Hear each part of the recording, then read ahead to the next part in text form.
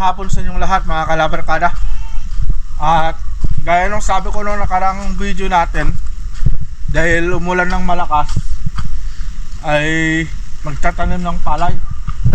Kami ngayon ni Darlene dun sa taniman ng palay. Makakasama ko papunta dun. Bali nandun na pala sila tatay sa kasi Kuya Lito. Nauna na sila dun kanina. Nauna na sila kanina umaga dun. Kaso tayo pumunta kasi kami ng bayan ni Mrs. Labs kanina, no? May pinuntahan kasi kami sa bayan. Kaya ngayon lang kami makakapunta ngayon sa palayan. Ang oras natin ay 3:05 ng hapon.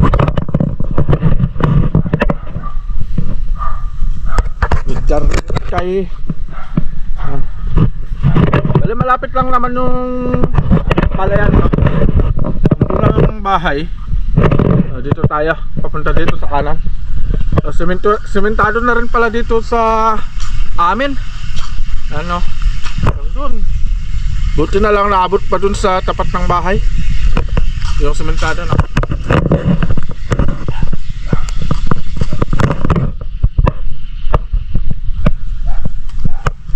Eric, kumusta? Eric ka. Ay mga kalabarkada, na dito tayo, papunta tayo dito. Ito yung papunta dun sa palayan nila tatay.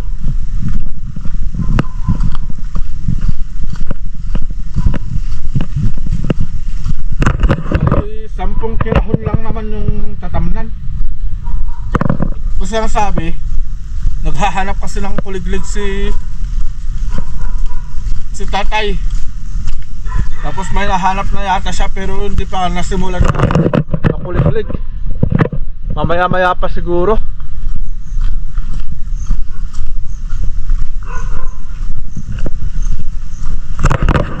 Pero nagbubungkal lang siguro sila tatay ngayon. Bubungkal sila ng mga dito sa gilid-gilid na mga kinahon. Yung kinahon tawag kasi sa amin yun, yung sa kahon. Diba sa gilid-gilid. Hindi kasi ay! Sorry. Hindi kasi makuha ng kulog-kulog yun.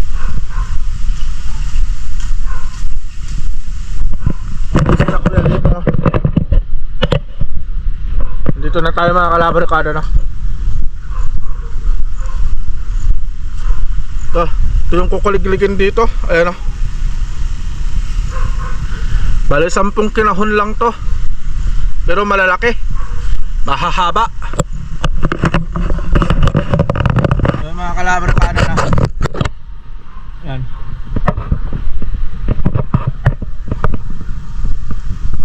Ang alam ko ay nagbubunot na pala si Kuya Litong. Nandun si Kuya Litong, oh. Ito yung palayan nila tatay, nila misis. So, napakalawak ng palayan dito sa amin, no? Bali na rin ito mga kalabarkada.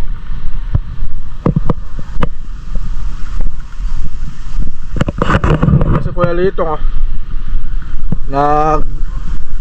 ang panot-dot dyan na, o panot-dot kasi tawag sa amin yung parang nagbubunot ng mga binhi.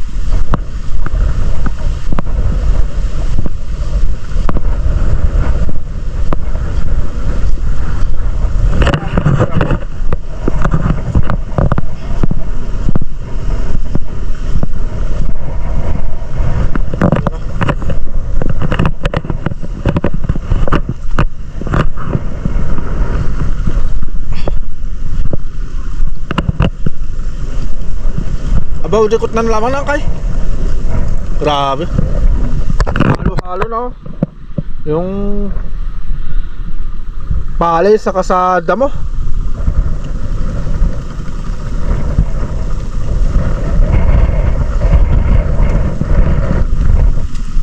Ito yung nabunot ni Kuya Lito.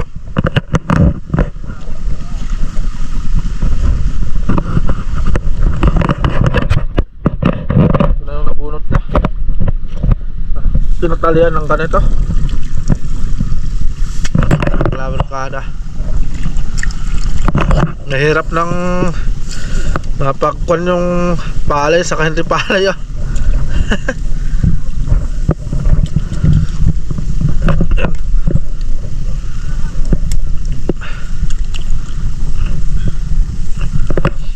Itong mahirap na bunutin.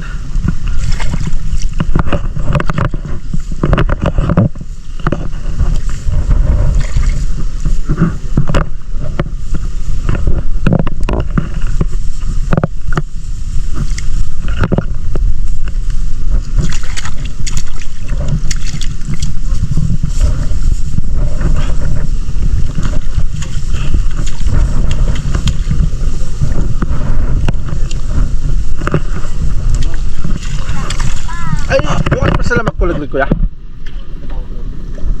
Ay, pakitapos dito. Bila. Ay. Kasi may nagkukuliglig dun sa kabila mga kalabarkada. Pakitapos ng magkuliglig dun, dito naman.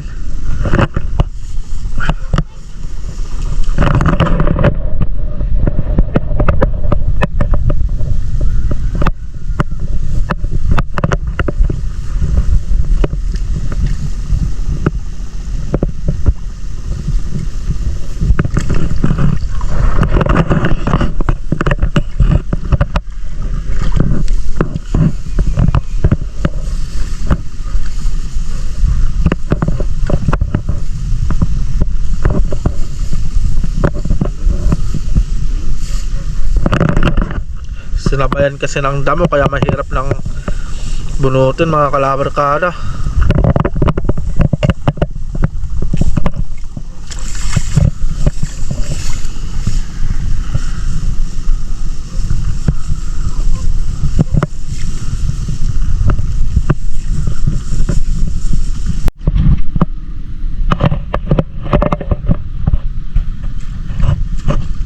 Ay, naku yan to si Papa. Ay, ito yan. Ay.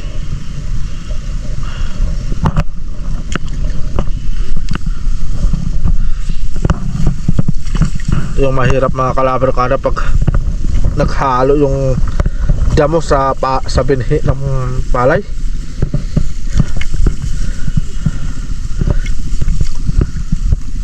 Mahirap magbunot pag ganito.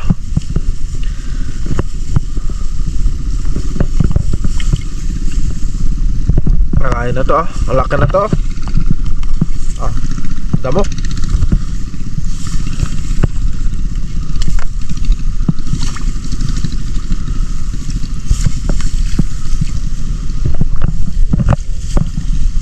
Yan, buto na lang. Ano? Mga kalabarkada. Palay ah.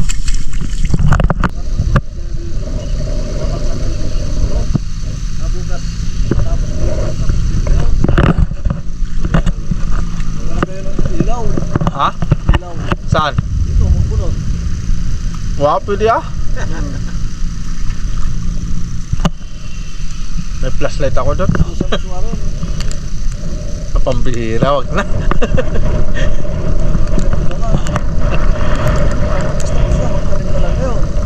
Lakad-lakad na lang kami dito.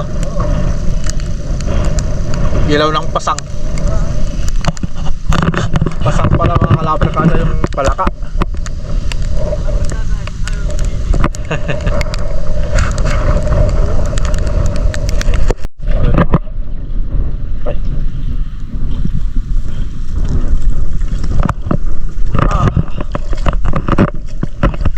Ang mahirap mga kalabarkada pag naghalo talaga yung damo sa palay. Hirap na punutin.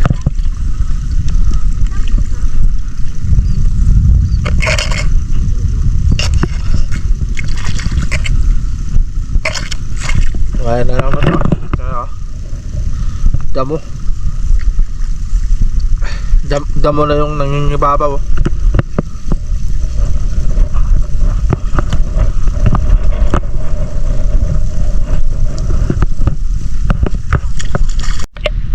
Takot mo yung mga damo na?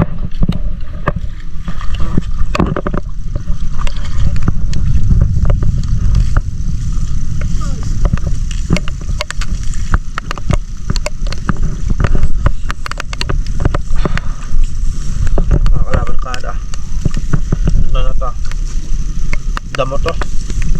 Ano? Damo. Ito yung mga palay, yung maliliit. Ayan,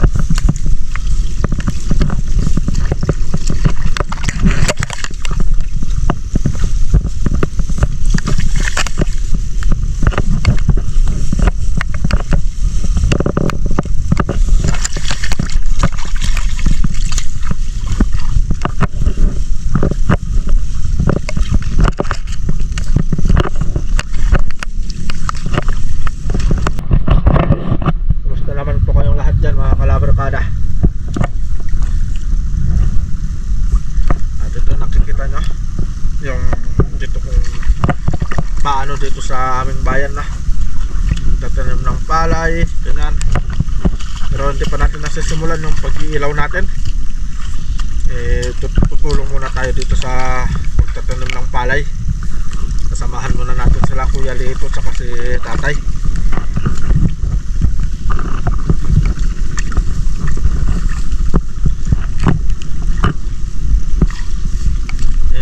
Pagkatapos siguro na to, binabalak rin kasi namin na mag-ilaw ng hipon.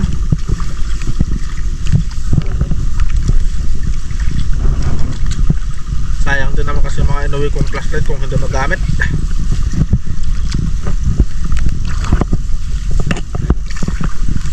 Oo, kumukulog na. Uy mga kalaban kada, bali uwi muna tayo. Gawa nung kumukulog saka kumikidlat na. Yeah.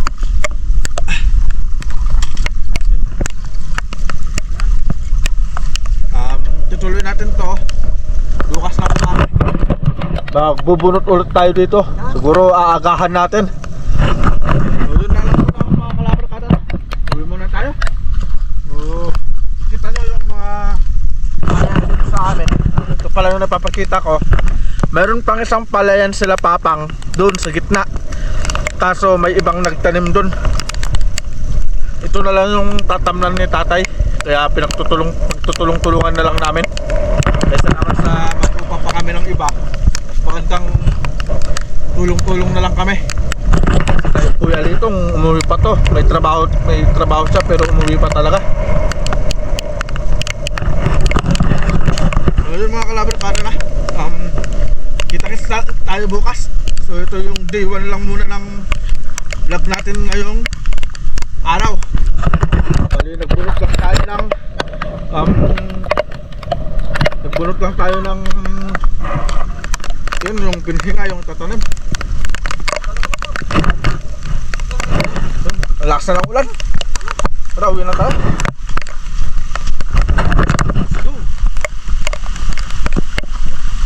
So yun mga kalabar ka na.